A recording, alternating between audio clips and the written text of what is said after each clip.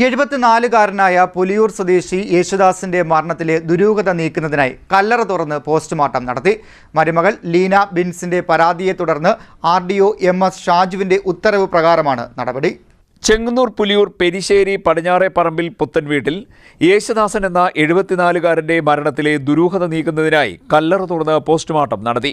മരുമകൾ ലീന ബിൻസിന്റെ പരാതിയെ തുടർന്ന് RDO MS ഷാജുവിന്റെ ഉത്തരവ് പ്രകാരമാണ് നടപടി. മൃതദേഹത്തിന്റെ ആന്തരിക അവയവങ്ങൾ വിദഗ്ധ പരിശോധനയ്ക്കായി തിരുവനന്തപുരം ഫോറൻസിക് ലാബിലേക്ക് അയച്ചു. Puliyoor Saint Mary's and Saint George Orthodox പള്ളി സെമിത്തേരിയിൽ കഴിഞ്ഞ ദിവസം രാവിലെ 10:30 നടപടികൾ ആരംഭിച്ചത്. C20 സെല്ലിലായിരുന്നു മൃതദേഹം അടക്കം ചെയ്തിരുന്നത്.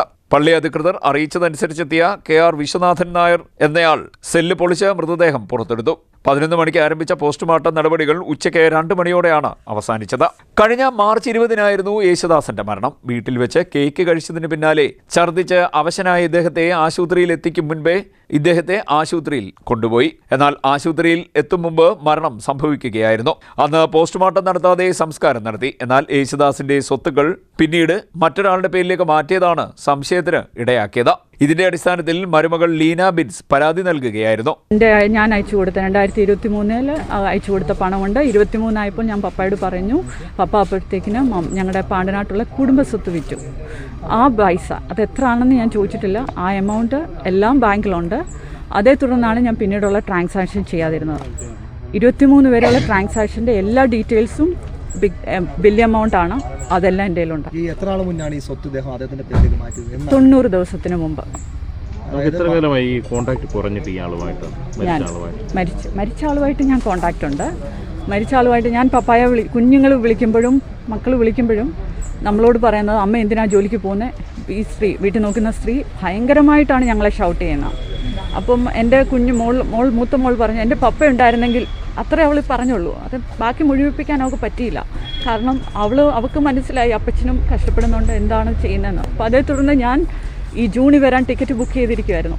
എൻ്റെ വരവ് അറിഞ്ഞുകൊണ്ടാണോ ഇത് ചെയ്തതെന്ന് എനിക്കറിയത്തില്ല. മകൾക്കും പരാതിയുണ്ട്. അവളിപ്പോൾ UK-ലാണ്. അവളോട് സംസാരിച്ചു. അവർക്ക് സംശയമുണ്ട്. കാരണം വീട്ടിൽ വന്നപ്പോൾ അവളും പറഞ്ഞ ഒറ്റ കാര്യമുള്ളൂ, ഈ കുട്ടികൾക്ക് വേണ്ടി എഴുതി വെച്ചിരുന്നതാണ്, എൻ്റെ കുട്ടികളെ അനാഥരാക്കിയല്ലോ എന്ന് പറഞ്ഞാണ് അവൾ അവിടെ വിങ്ങിപ്പൊട്ടിയത്. കുഞ്ഞുമക്കൾക്കുള്ളതാണെന്ന് പ്രത്യേകം മോൾക്കും അറിയാം, എനിക്കും അറിയാം, പുള്ളിയെ ബന്ധപ്പെട്ട പുള്ളിക്ക് ഇതായിട്ടുള്ള എല്ലാവർക്കും അറിയാം. കാരണം ഈ രേഖകളെല്ലാം കുഞ്ഞുമക്കളുടെ പേരിലായിരുന്നു, കൊച്ചുമക്കളുടെ പേരിലായിരുന്നു. പ്രത്യേകിച്ച് പപ്പ എന്നോട് പറഞ്ഞാണ്, ഈ മമ്മി മരിച്ചപ്പോൾ ഞാൻ പറഞ്ഞാണ്, എൻ്റെ ഇളയ മകളുടെ പേരിലാണ് FD പുലിയൂർ SBI ഇട്ടിട്ടുണ്ട്. ഞങ്ങളുടെ ആധാർ എല്ലാം കോപ്പികളെല്ലാം പപ്പയ്ക്ക് അയച്ചു കൊടുത്തതാണ്. ഇതിൻ്റെ എല്ലാം തെളിവുകളുണ്ട്. അതെന്നാണ് അതൊക്കെ മാറ്റിയെന്നുള്ളത് എൻ്റെ വിശ്വാസം അനുസരിച്ച് ഒരു 4 മാസം ആയതേ ഉള്ളൂ.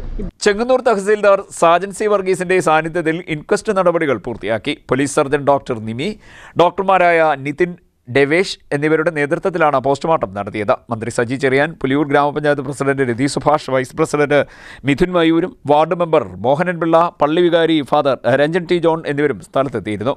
കനത്ത പോലീസ് സുരക്ഷയിലാണ് സെമിത്തേരിയിൽ നടപടികൾ പൂർത്തീകരിച്ചത്. CDNet news Mavelikkara.